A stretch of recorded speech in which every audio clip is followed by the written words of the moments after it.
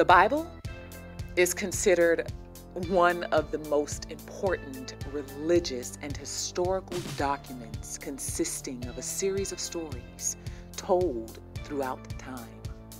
Stories that have been distorted from its original meanings over centuries. The Bible has often been used for political gain or interpreted by religious leaders to influence. To influence what, you wonder? Influence behaviors, to influence decisions, and even influence the human mind. But here at Shifting Religious Concepts, our message is simple. Seek the deeper meanings that the stories of the Bible were always meant to tell. Read, interpret, and understand the Bible and its contents as the great storytellers of the past intended it. Now is the time to capture the depth of not only who, but what God truly is. Now is the time to shift from the ideas of identifying yourselves as sheep, but as powerful, living, thriving gods yourself. Shift into the power of not discovering, but uncovering what God created you to be. Right here with SRC, as we began to unpack the secret knowledge that was intended to be shared with everyone.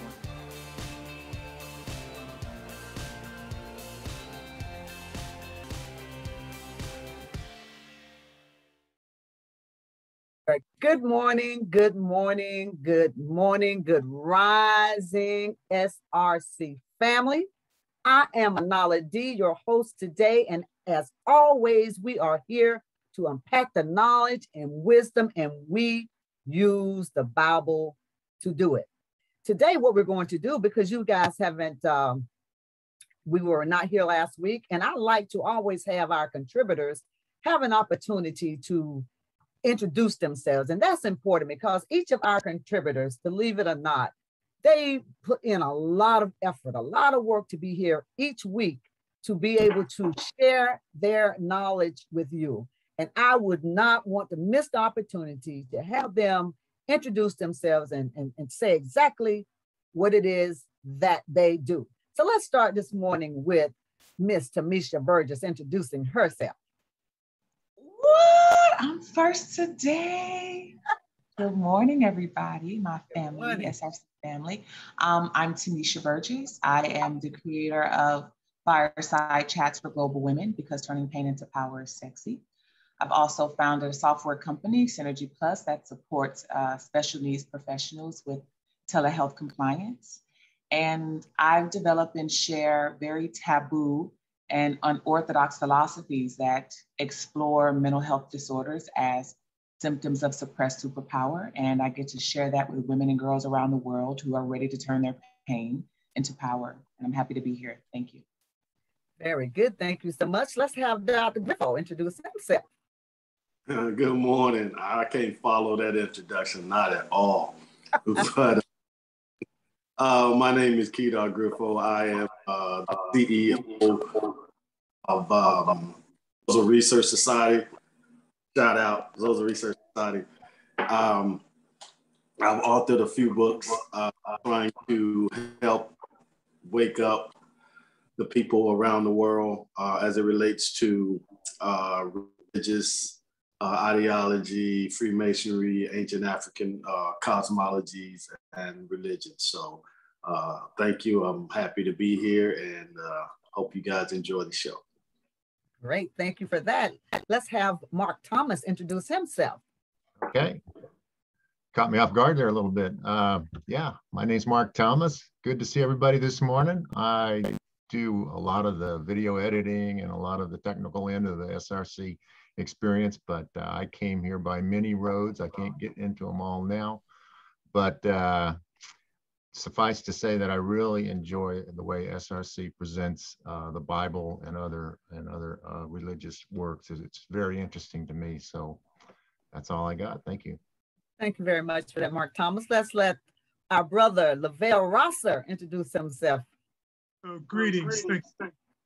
And my name is Lavelle Rouser, and I come to SRC by way of my long-term studies of numerology and ancient numerology.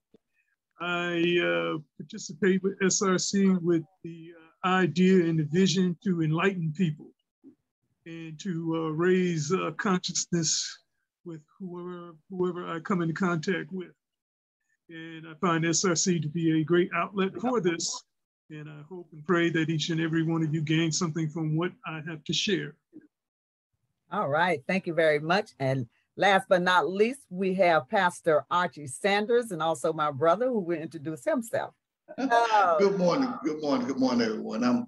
I'm Pastor A.M. Sanders, Archie M. Sanders, and I tell you, I come this way because I preached for many years and taught people about living the holy life, and I found out that there was a lot of people that didn't really understand what the Bible was saying to them. So it made me to do a lot of research, start researching myself, and read the Bible 2 or 3 times all the way through. And then I found out that there's some confusing things, but then I found out that we can help people by just going in and coming to understand the symbolism that's in the Bible and what we ought to take literally and what we're not to take literally. So I wind up with my sister, Anala, and we began to contribute to SRC. And SRC is opening up a lot of people's heart and mind and giving them better understanding of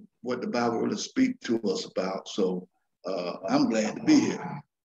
All right, thank you for that, Pastor Archie. Now, if any of our guests have anything they want to share, say, or ask a question, you can raise your hand and we will unmute yourself and you can ask that question, or you can put that question in the chat and we will try to cover it today. Now, this is our 5th episode in the series, the Book of Numbers. What does it all mean?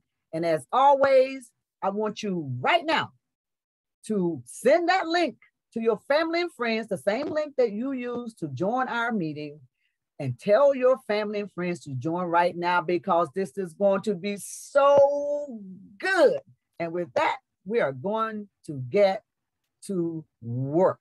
And what we want to do right now, we want Mark Thomas to give us a little summary of what we discussed in our last episode. Good morning, everybody. Good to see everybody. Yeah, we're going to talk about our last episode, which was 2 weeks ago on the 22nd of August. In this episode, much of the discussion was centered around chapter 12, where Miriam and Moses and Moses' brother Aaron spoke against Moses for his marriage to an Ethiopian woman. In that conversation, SRC revealed how symbolic the entire book is. And Pastor Archie had a great opening segment where he brought out how this story is not about race, but more about the Bible and how it was used to separate people culturally. And Dr. Griffer explained how once this symbolism is recognized, then this story of Moses and Zipporah demonstrates the tug of war, as it were, between our higher and lower nature and the dynamics of how that works in our human chakra. Later in the broadcast, Brother Lavelle returned us to numerology and gave a really in-depth description of the power of the number 8. You might all recall that was a really interesting talk Lavelle gave, and how this number vibrates with restoring a balance to our chakra so that we do not fall into the traps of the lower self. And then Tamisha, towards the end of the show, brought this full circle and talked about what both Archie and Dr. Griffo alluded to, but also what Lavelle spoke of when she highlighted that Moses was too meek and so imbalanced in his nature. And as Dr. Griffo pointed out, that because of this, Moses could never reach the promised land, meaning his highest level of being. I found this concept really interesting, that here we have Moses, the leader of the 12 tribes of Israel, who was also at the same time considered the meekest man on the face of the earth, as it says in verse 3 of chapter 12.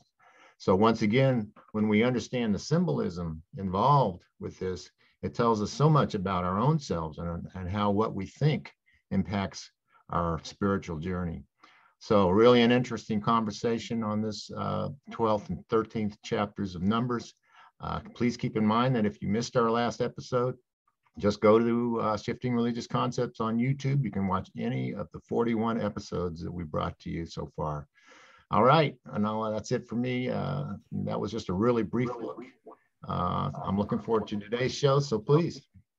All right, thank you, Mark Thomas, for that. Before I begin, though, let me just say to all of our guests on today, good morning, good rising to you. We are so happy that you have decided to join us today. You could be anywhere else, but you are here soaking in this knowledge along with us, and we appreciate that. Now, we talked about at the end of our last broadcast in the book in chapter 13, we talked about, that the people had gone into the land of spies and they saw the giants and they thought themselves were grasshoppers. So what we're going to do this morning, we're going to have Dr. Griffo. As we began to unpack chapter 14, we're going to have Dr. Griffo. He's going to lead us in, give us a summary on what chapter 14 or maybe even 15 is going to teach us today. So with that, I'll pass it on to Dr. Griffo, and he's going to tell us what we're going to learn. And then right after that, we're going to have Pastor Archie do the flip side and tell us what religion taught us. So let's do that. Chapter 14 deals with the Israelites, of course, getting out of Egypt and being in the wilderness, and two spies into the land to see who was there. And then they came back and reported to the Israelites who was there and the people, etc., and on the quality of the land. Unfortunately, the people did not want to. They were afraid and they didn't have the faith. So then they rebelled against God. They talked about God and they was like, let's go back to Egypt, where life was a lot easier than trying to go and inhabit this land. So the context of that from esoteric viewpoint is the way that your thoughts, when you're trying to go to that higher level, as Moses and Aaron was trying to lead the people to the land of Canaan, the land of milk and honey, but your thoughts will prevent you from doing what you know is right. Your thoughts will keep you rebelling against, quote unquote, God. So as you read throughout this chapter, the next chapter, you start to look at some of the names of some of these main characters involved in this story, and their names will give you clues of what is really going on a metaphysical level. For instance, you have the names like Amalekite, which means these are one of the tribes that inhabited the land of Canaan. And that name means dweller of the low country or the low valley. Then you have the name like Canaan, which means lowlander. So everything is dealing with, quote unquote, the lower nature. So these are the tribes that inhabited the lower nature, and the tribes of Israel were afraid to inhabit them because they were perceived as a warring force, a stronger force than what they were. So certain people stepped up and challenged Moses. One of those individuals was named Korah, and his name means bald. And why is that significant is because as we read in this story later on in chapter 16, God gives the plague to some of those individuals who question his move of the Israelites into the land of Canaan. And as you read later on in Leviticus, or go back in Leviticus, where it talks about the plagues, one of the plagues was going bald.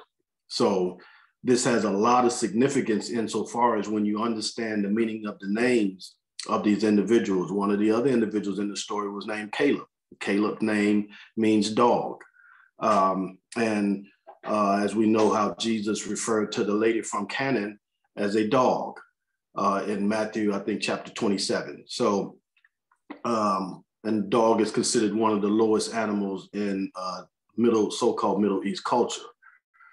They are forbidden to be touched, etc. You know, in those aspects. So the story is really about how Aaron and Moses are trying to lead the people to the higher level of information, the higher thought process, yet the people are afraid and they want to rebel against that higher nature.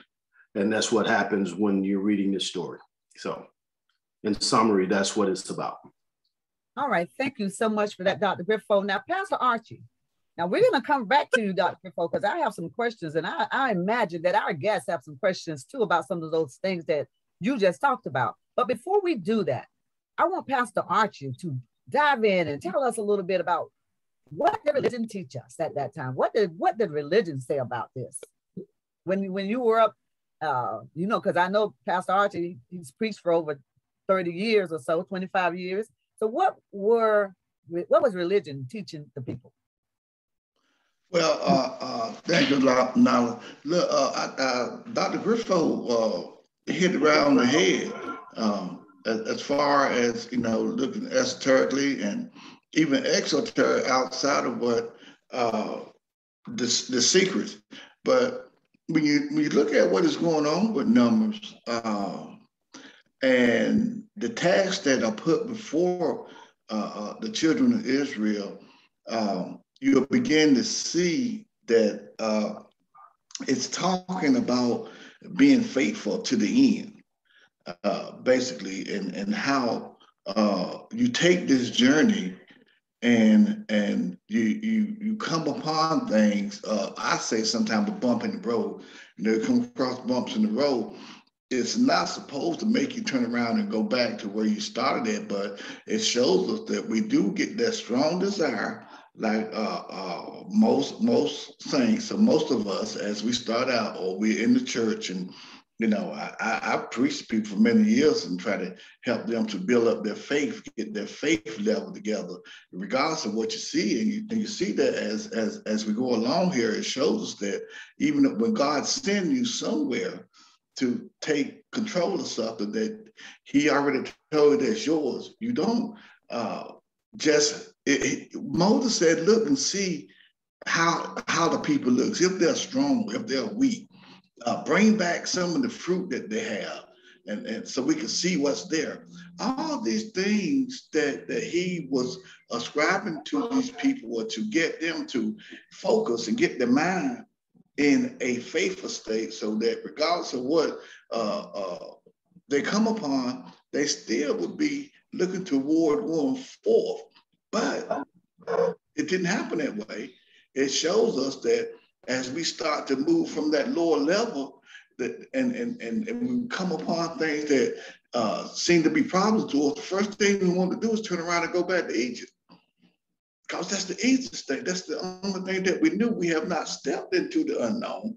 And numbers is really helping people to see what I preached down to the years before I began researching, is that, hey, look, just have faith.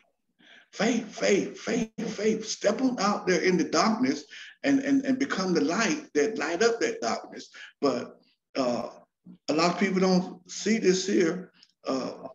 They don't understand that, hey, you know, it's about you knowing that I have the job, getting up off of your seat and going and fill out the applications for the job, and then knowing that you're going to get the job, instead of just saying, well, you know, I ain't going out there. There's too many people trying to put in for this. You understand what I'm saying? It's the same thing. Numbers are showing us how to begin to live faithfully. That's what we have always preached to people, is to get your faith together, regardless of the giants, regardless of what you see, regardless of what you don't understand. Stand on what you believe in your mind yourself, and you'll get to see God. If you look at the tabernacle showed you how to go from the entrance into the highest of the highest. But you got to be clean to get there. Thank you, Pastor Archie, for that. Now let's just step back for a second. I want to step back because Pastor Archie just used a term that you need to be clean. Now that's a term from the church. That's a term from religion, that hey, if you're not clean, you can't get there. We talked about when Dr. Griffo was talking about the passages, Dr. Griffo said that they question Moses. And, in church, we were taught not to question anything. Just if they told you something, just believe it. I remember when Tamisha questioned me about, how do you know that's really true? How do you know this? How do you know that? That caused me to question myself. So, Dr. Griffo, first I want to talk to you and ask you about, what is that fear thing that they had there? Is that something that religion kind of like instilled in us? Like, hey, don't ask any questions, because if you ask questions now, you're going to be in trouble. So tell us about that a little bit, because a lot of people will not ask questions about anything that a pastor teaches them, or anything that religion teaches them, or anything that we see in writing, because it's in writing, we believe it's true. Just because something is in writing doesn't mean it's necessarily true. Absolutely. I would equate that to just because things are legal, that it's justice and it's righteous. Legal does not mean right. It just means it's just legal. So, but as you're reading with the Bible, every time someone questioned God, they were punished. Adam and Eve, questioned God and they were kicked out. Abraham questioned God and then God destroyed the city. So and even in this story with Moses, as those children of Israel were questioning God, they were punished, because God was like, how dare you question me? I've showed you all of these tricks in Egypt, and I've done all of these wonderful things, and yet you still question me. So God is like, a little perturbed that how, that these people would have the audacity to question, God, after all of the things that God has allegedly done for the people. So this particular thought process was transposed to the congregations in today's time, where they're taught not to question God. But as you see, Abraham questioned God, everybody questioned God. Even Jesus on the cross said, "Why have thou forsaken me?" So questioning God was never something that we should have done. We shouldn't have not done. We should have always questioned God. But religious people had told us not to question God, because they didn't want us to question the religious leaders, because the religious leaders would not be able to answer certain questions, and then they would not look worthy to the congregants as being, someone who should be up front, who should be a leader. So as we, again, read through this story, you find that questioning God, though, on an esoterical level, is questioning yourself, questioning your gut impulses and your instincts, which usually are the right choices. So when we second guess those, then we end up making the wrong choices. Then we end up having to suffer from doubting that God voice that we always hear, or from the gut, that instinct. So this is what this is about: is don't question the fact that you already have the answers within you, but you second guess it because you're using your lower nature as opposed to your higher thought process.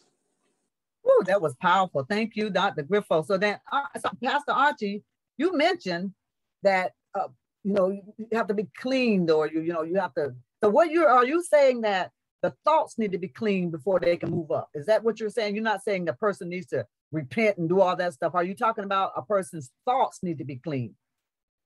Well, naturally, if you look at the way the temple is set up, it's a certain way that you have to enter in there. And the same thing with us as human beings, which our body represents, that temple represents our body. So when I'm saying clean, what we preached as being clean meant that you couldn't do nothing, you couldn't drink, you couldn't eat certain things, and so forth and so on. But within us, as we see in Revelations, as your chakras, and when you start at the bottom, there are certain things that will cause you to keep going back down. Impure thoughts. So I would say impure thoughts is the cleanliness that I'm referring to. As you travel up to get to the higher consciousness, your impure thoughts will cause you to drop back down. to where you started at, because it's just like that. It's just that fast. You have to be sincere and focused on what you believe as you travel up to that higher consciousness, or you're going to drop back down again. Brother Lavelle, I see that you're muted. What do you have to offer to this conversation? And I know you have something. Okay. Well, you know, as Brother Pastor Archie was speaking about thoughts, I'd just like to share that thoughts is represented by the number 5 in numerology. And this year, 2021, is the number 5. So it's very important that we look at our thoughts. We pay attention to our thoughts. We put more thought into what we say. We put more thought into what we do. We put more thought into how we think. Okay, so this goes right along as an agreeable with what Dr. Griffo and Pastor Archie both had to say. You know, it's important to also understand what is fear. You know, we know the acronym for fear is false evidence appearing real. But in dealing with the science of numerology, number 7 is fear. It's the negative aspect of fear. And number 8, going back to the number 8 again, number 8 is power. So we're empowered by what we know through having real knowledge and being embodied in a power that we may not be able to see. Thank you, Brother Lavelle, for that. We're going to take a short break, and when we come back, we want to know why Moses fell on his face and cried before the assembly as we move into chapter 15. So we want to know about that. So stay tuned. Right when we come right back from the commercial, we're going to be talking about why was Moses crying out? Why was the congregation crying out? Who was the congregation that was crying out? I know you want to know this, so stay tuned. We'll be right back.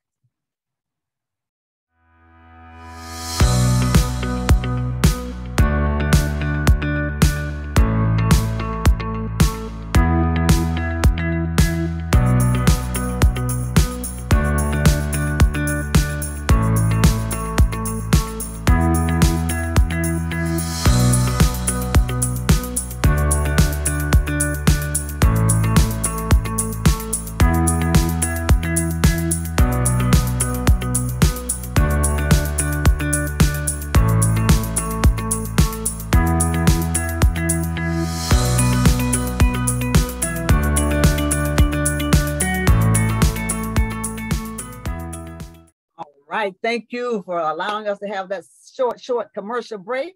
So now let's go back and talk about let's talk to our audience about why was Moses crying out? Why was the congregation crying out? And I see that Tamisha has her hand up, so let's let her go for that. Well, can I go back a little bit? Absolutely. Just back a little bit to kind of touch bases on what Pastor Archie was saying about impurity and continuing to fall. I wanted to look up the definition of impure, and I'm seeing mixed with foreign matter and inauthenticity, things that are contaminated. So it got me thinking, if there is this idea of being pure, what have we been contaminated with, right? So here on SRC, we're talking about just these false doctrines, these false truths, or even hidden other truths. So when I think about impure, and I just say this because I remember being Christian and feeling like I needed to align with this idea of purity, which looked like perfection. Which looked like I could not have any flaws spiritually, physically, or mentally. And if I did, that something was wrong with me. And so what I want to just kind of clarify for those of you who are on this particular journey of uncovering who and what you are and your power, realizing that impurity has nothing to do with perfection, but you can be impure by being inauthentic. You can be impure by not truly being yourself. You can be impure by not fully being in your power. You can be impure by carrying these false ideas about who you think you are and about the world around you. So really dive into that idea of impurity and realize that impure can mean that you're just not fully doing what you've been called to do, that you're wearing these masks and these false identities. And so purifying yourself means truly being and doing what you came here to do. Absolutely. Thank you for that, Tamisha. And just to add on to that point, that's why it's so important that people get their numerology reading. Lavelle Rosser is one of the a well-known numerologist. And it's important that people understand who they are. How can you live up to your full potential if you don't know who you are? And of course, we weren't taught about who we are. We are in religion. We were taught a lot, but not that. We were never taught. In fact, we were taught we were sheep and we just need to follow and listen and give our tithes. That's all we were taught. So I'm glad that you brought that out. So let's just step back for a second, because I do want to know, Pastor Dr. Griffo, Pastor Archie, why was the people crying out as we move into chapter 15? Said, and the Lord spoke unto Moses, saying, speak unto the children of Israel and say unto them, when you come out of land of your habitation. And they made offerings. They were crying out in 14, and then 15, they had to make some type of sacrifice and offering. What was that all about? So the sacrificing that the Lord required is basically, if you look at it, there was a sheep, there was a goat, there was a ram, and those are all animals. So then you're sacrificing your animal nature to be able to transcend on up, and you're bringing the incense, that sweet flavor, frankincense, myrrh, those flavors that exist that correspond to certain parts of your brain that allow you to have a higher spiritual experience. So, and then to go back to the question before the break about why did Moses fall on his face, and all of the other prophets, they fell on their face and prayed. This comes from the ancient Hindu tradition of yoga. But it came, it came actually from Africa, then went into India, then went back and forth a few places. But falling on your face and praying is trying to activate the third eye, the pineal gland. Because when you fall on your face, this is the part of the head that activates. So as you're doing the different positions of yoga, they are designed to activate certain chakras. So this got incorporated into religion, where Muslims do it, and they do the same thing. And at the end of what Muslims say is they're trying to get a prostration mark. And a prostration mark is a scab right in the middle of your head that shows that you've been obedient by praying all of the time. But all it really is subliminally and esoterically, it's about trying to activate the third eye. So then when men fall on their face and pray, this is what they're doing. They're going through these particular calisthenics, these different rituals, and these movements are designed to activate certain parts of your body. So falling on your face was a part of that. It's a sign of humility for most people, but on the other side of it, it's about trying to activate that third eye. And so this story... Be doing that? Do we need to continue to be trying to fall on our face to activate our third eye? Isn't there another way to do that? Yes, there are other ways to do it. Absolutely. By disciplining yourself, by watching your diet. And when I mean by diet, not just what you eat, but what you watch, what you hear, all of that take inside that could be corruptive to your body, or as the sister was saying about being impure. So, listen to people that have impure words can toxify your spirit. Eating bad foods can toxify your body, et cetera. Watching things that are ungodly per se can also, become toxic to you. So yes, there's other ways to do it, and disciplining yourself from what's in your diet is definitely one of the ways that will help you. Great, thank you so much. Pastor Archie, did you have anything to add to that, or? Yeah, I understand, Dr. Griffo, that is a lot going on in there when you're talking about the moaning and falling down and praying. Now they're at the point where they realize that they have sinned. This is what they consider themselves to have done. They missed the mark. So now, that's why we go into the 40 years of walking around the wilderness, because now you have to be renewed. 40, I do believe, represents renewal and a new beginning, start all over. A generation dies out. So now they have to. There was only 2 people. Wouldn't that have been enough to believe what God told them that they could do, or to believe that they could reach the goal that they're supposed to reach? But no, everyone had to become 40. Also is universality, where everyone is on the same page, because everyone wasn't on the same page.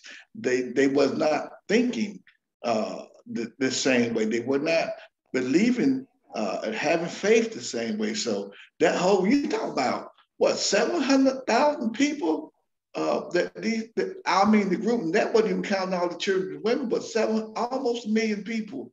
Can you imagine trying to get them to follow what is right after someone stand up there that was scared and said that, oh, we can't do it? It's just like us, ourselves, our bodies, our mind, as we begin to want to shift towards something different. You get all these thoughts. That's why I'm glad Dr. Griffo mentioned yoga. The yoga is very important because you focus and meditate on the things that you want, and you have to clear your mind when you meditate and get everything out of your mind. Many years we prayed at the altar, and we tell people, be quiet, don't talk, just get down. We're gonna pray for an hour. That was some rough days. I don't know about y'all, but them some rough, staying down an hour trying to clear your mind, get your mind clear. So what we're looking at here, folks don't want to they're moaning, they're groaning because they know now that they're going to have to. It represents a change and getting everything in line, and getting in line with everyone else, getting in line with yourself, as Tamisha was saying, focusing on what is real in your life, what you want, and it has to be that pure thought. Absolutely, thank you for that, Pastor Archie. Now I want to step back to Brother Lavelle for a second, because you talked about the number 40, and Lavelle being a numerologist, I know that he can respond to that number 40 as well and tell us in depth what it means. And also, when we're reading the Bible, we got to remember this. When we're reading the Bible, these are stories. When we're talking about the congregation is supposedly meaning a group of people, a lot of people, but think about, you have a congregation of thoughts. You have millions of thoughts coming through your mind every day. That's a congregation. Those are those thoughts all together, and telling you to think this and telling you to feel this and all those things. That is what, and see, Moses' problem was he couldn't get in control. He could not manage his congregation, his own thoughts about things. And that's the same thing that we go through. So when we talk about these millions of people, we're talking about those millions of thoughts that are going through you. But Lavelle, I want you to talk to us, unpack for us the number 40. Okay, the number 40, as it has been explained, is pretty profound. It represents preparing your life for changes. Also, number 40 is a number of perfecting yourself.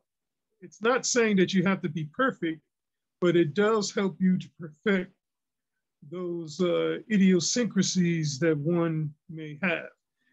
helps you, the power of the number 40 takes you through 4 phases of 10. And if you know anything about the number 10, the number 10 is known as the wheel of opportunity or the wheel of fortune. And so as we progress through the different stages of a 40-year period, of a 40-year cycle, it's leading us on to what we call mastery or self-mastery.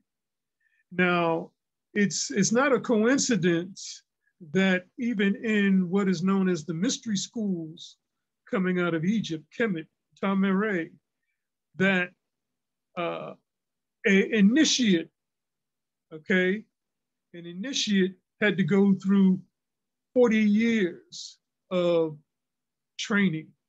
Only certain people at that particular time were even selected to go through this. 40 years is a very long time. Usually, you were identified by the age of 7 if you were going to be selected to go through this spiritual training, undertaking, preparation, purification. All of this is included when you're talking about the 40-year process, okay? Now, many people feel that we really don't become an adult until we hit the age 40. And when I look back on my life, I have to tend to agree with that. It's not 21, that's for sure. Okay, so 40 is a very, it's a very grounding force. Once you go through something for 40 years, you become very grounded in your belief, your ideas, your thoughts, your actions, and everything. Wow, thank you so much for that, Brother Lovell. You heard it right here. The 40 years in the wilderness in the story was not about people roaming around trying to get to some promised land. It is about us understanding who we are, preparing to move into our future. And we're going to talk some more about that when we come back. Our contributors are going to leave you with some words. But right now, we got to take that commercial break. Stay with us. Don't go anywhere as we take this short commercial break.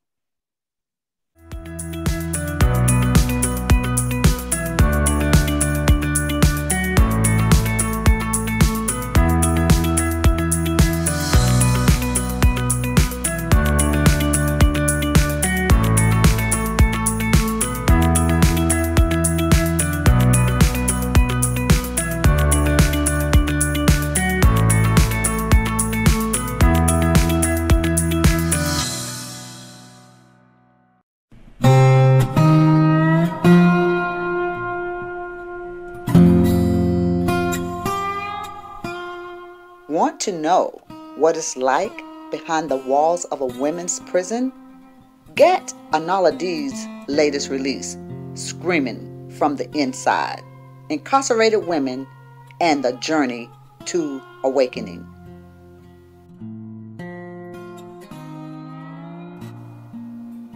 Want to study Anala D's roadmap for getting released in 2 years after being sentenced to 20 years served to the door?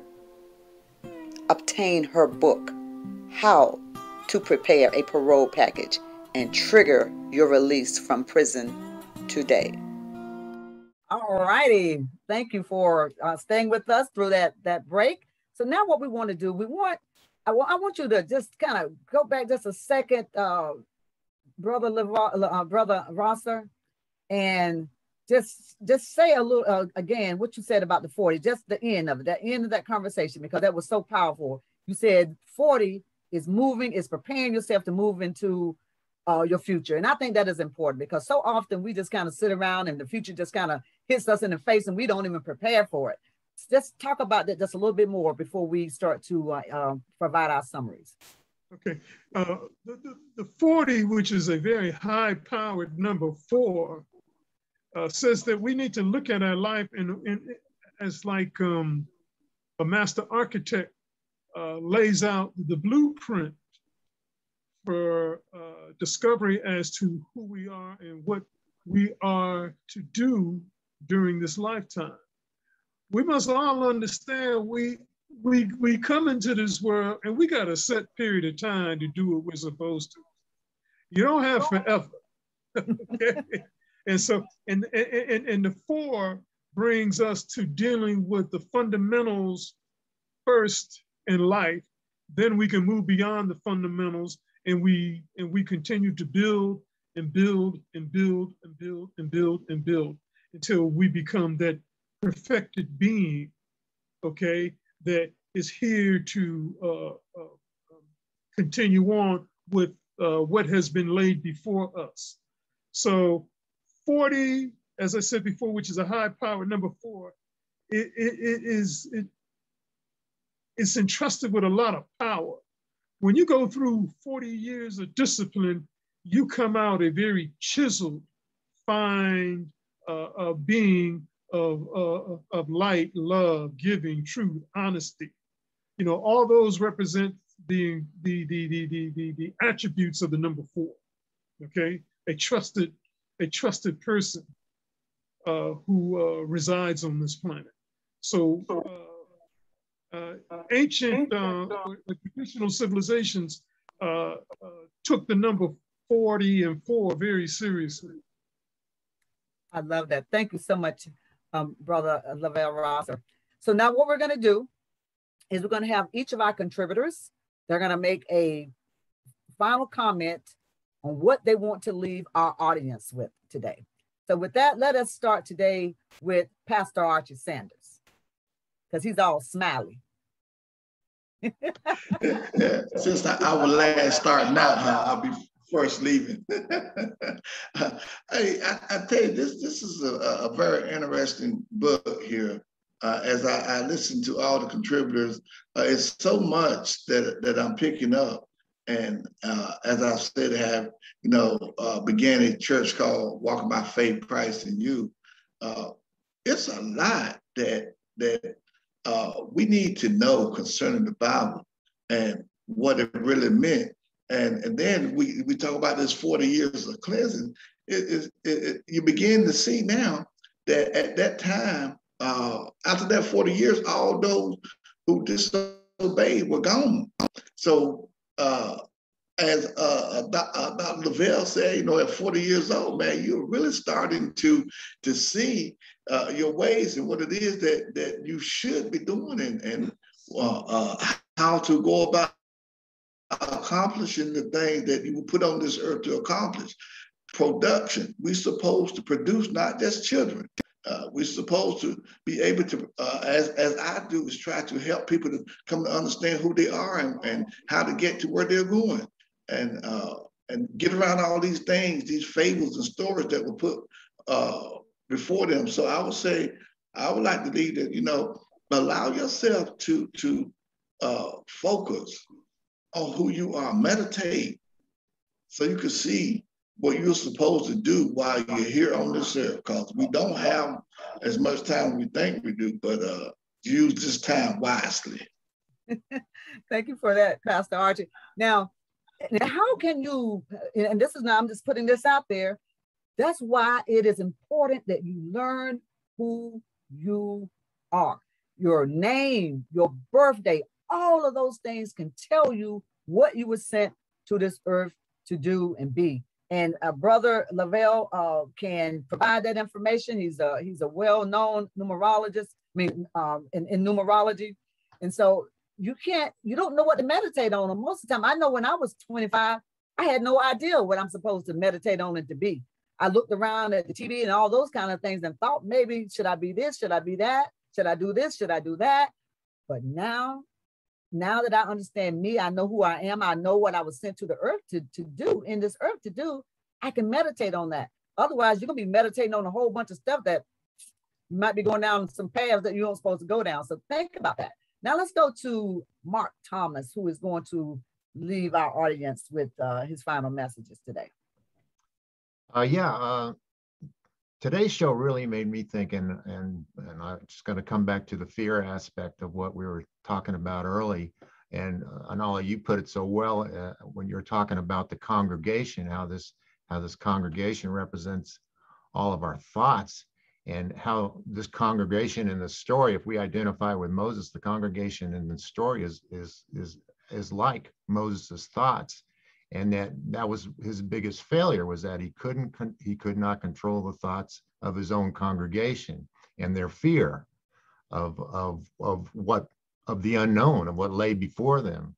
So I just wanted to bring that up and lay that out for any other comments as well. Thank you. Thank you, Mark Thomas. Let's now go to Tamisha Burgess, who is going to leave us with her final thoughts. Okay. You know, what has come up for me is a culmination of what everybody shared here today. Mr. Lavelle mentioning the significance of the number 40 and how the congregation here represents us, you know, transitioning in our lives throughout these 40 years. And I'm just thinking, wow, I hope some of us started at birth, because I'm at age 36 now, and I don't want to continue to be in this type of drought or this confusion or this impure way of being.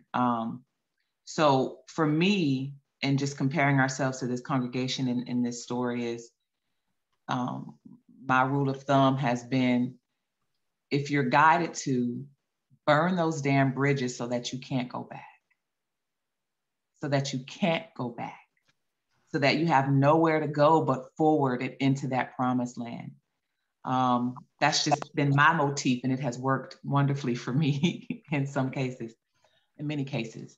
And then also I personally have met people on my journey who are over the age of 40 who didn't decide to even get married until they were well into their 40s. And I'm bringing that up because I look at how successful their decisions have been in their lives, their careers have been, their relationships have been. And I studied them and I said, well, what is the difference? And I realized that at that point in your life, you know what you want, you know what you don't want, you know what you will stand for and what you won't. And you're not afraid to be fully in whatever it is that you've unleashed within yourself. And so I realized that a lot of the successes in people's lives is because they made it to that point of adulthood to know, you know, why they're here. For many people, there are many people who are still learning. That's not everybody's story, but you can see that polarity in those who waited and really just uncovered who they are and, you know, why they're here. And a lot of the decisions they made were very, very successful. So I'm 36, so I'm almost there. Hopefully I've quantum leaped this thing, so to speak, and I can get there a lot sooner. But thanks for that insight on the 40. Thank you for that, Tamisha Burgess. And now let's go to Dr. Griffo, who's going to give us a summary, leave you with some powerful information. Now, I want to say something about Dr. Griffo. If you haven't read his books, if you haven't gone out and picked up any of his books, you are missing it. Because he's a profound writer, and he gives you some great history in his books, some powerful information. So if you haven't gone out and purchased any of his books, make sure that you watch this video, because it provides you with his information, so you can go to his website and pick up his books that he's authored, and they are powerful. I think I have at least 3 or 4 of them already, and I learn from them all the time. Dr. Griffo. Well, thank you for that plug. I echo Mark Thomas. The way you brought that Moses and the congregation thing in was beautiful. That was just beautiful. I loved it. I wanted to jump in and say hallelujah, but I didn't want to interrupt you. But going back to what Brother Lavelle brought with the 40, that is absolutely right. And as you look at this story, you see that the children of Israel were wandering in the desert for 40 years, so they were being prepared to enter to the promised land. This is the promised land. This is the land of milk and honey. So as you see in chapter 15, verse 4, where it talks about this offering that the children of Israel were supposed to bring, and it says that it was 1/10 of an ephah. Well, 1/10 of an ephah is 3.5 pounds. Now, if you guys recall from the book of Revelations, we talked about the 3.5, which is the kundalini that's called 3.5 times at the base of the spine, and you know, as it unfurls up. So you have to understand that all of these stories are all representative of the same concept of trying to unfurl that kundalini energy so it goes up to the promised land. And like I said, as the story shows in 15, where they had to sacrifice those animals, so we are to sacrifice our animalistic nature in order and preparing ourselves to be able to go into the land of milk and honey. So it's all the same thing. We just have to go into these words, go into these stories, and see how it correlates to the other parts of the stories in the Bible that are telling us the exact same thing. Like I said, a tenth of an ephah is 3.5 pounds, which is 3 times around and then a half, which is 1,260, which deals with the 2 witnesses. The 2 witnesses are the Pingala and the Ida. The Pingala secretes a milky substance, and the Ida secretes a golden substance, or it's the other way around. I'm sorry, but you understand that this whole milk and honey thing. So you have to sacrifice. You have to do the 40 years in the wilderness to prepare yourself to go into the upper room, to go into the land that's promised to us. So I absolutely love this particular broadcast because it's, again, driving home the same points that we've been making in all of the other broadcasts about disciplining yourself and being prepared for taking yourselves to that higher room. Thank you. Thank you for that, Dr. Griffo. And some would say, well, it seems like to me you guys are just saying the same thing over and over. Think about this. We haven't been in SRC. We haven't been doing this for 40 years. It took people 40 years just to get the information that we are unpacking today. So, and for me, I go back and I listen at these broadcasts because I want to remember. You must practice being and doing every day, or you will forget and you will not make it to that place that you want to get to. So now let's go with Brother Lavelle Rosser, who's going to share his final thoughts with us today. Okay. Well, just talking more about, the promised land that Dr. Griffo has brought up. That's so meaningful and is so important because once again, we only have a set period of time to get it right. And we have to understand 40, it also means dealing with your own discipline. It's your job, okay? It's your job to find out who you are.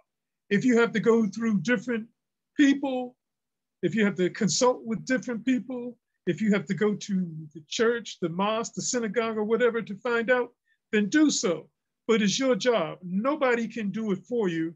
And in essence, this is what the number 40 is saying.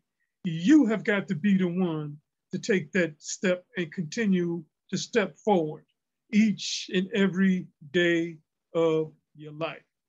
And I like to say this, it's like the story of Lot and leaving out of the city and turning back and turning into a pillar of salt. Well, when you deal with the symbolism of salt, it's dealing with the number 40 because it's a crystal. And so we're supposed to be crystallizing ourselves and perfecting ourselves and becoming that perfected one. And that's what I'd like to leave everyone. Ooh, thank you for that. That was powerful. Thank you, Brother Lavelle. Man, this was a powerful broadcast.